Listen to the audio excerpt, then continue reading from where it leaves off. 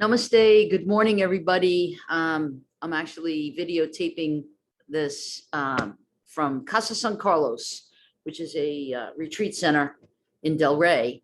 And I'm here with a group of amazing people who are looking to have a deeper connection with themselves and with the divine. And so nothing is going to stop my Lenten journey.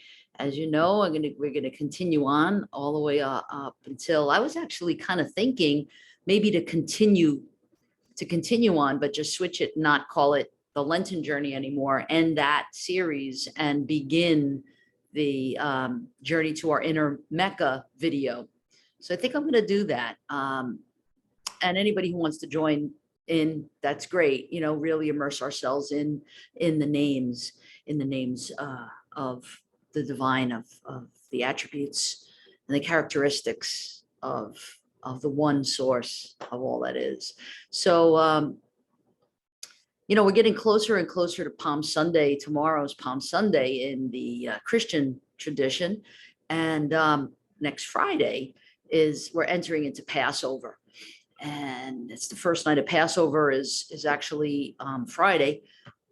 Good Friday, celebrated remembered by the Christians for the crucifixion, and then also the first night of Passover, which is really a remembrance of the flight out of slavery into freedom.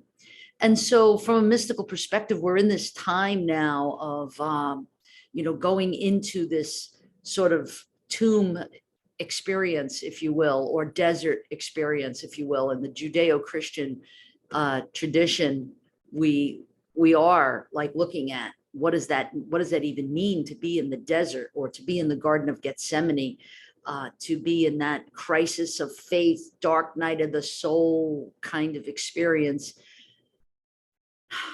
Well, we all have that from time to time, feeling like we're wandering in the desert, lost, feeling like we're enslaved by something, feeling as though our friends are betraying us and abandoning us, and we're facing our own death and conviction, death, brutal torture, you know, on emotional levels, sometimes on physical levels, whatever it is that we're facing, whether it be the physical, the emotional, or the spiritual Gethsemane experience, wandering in the desert experience, that feeling of enslavement that we might be experiencing. Maybe we're suffering from the disease of addiction and we're enslaved by that. So there's a lot of different things that we could draw upon from, you know, the traditions, the faith traditions that are happening right now, and we can learn from them in a mystical way.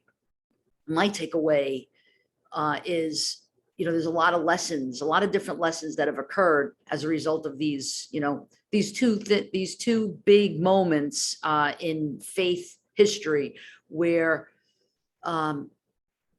we see seekers and masters even facing this crisis of faith, facing this dark night of the soul, facing this desert experience. But you can't just end it on the struggle. You have to end it on the happy ending. And the happy ending is not even a happy ending, it's a happy beginning.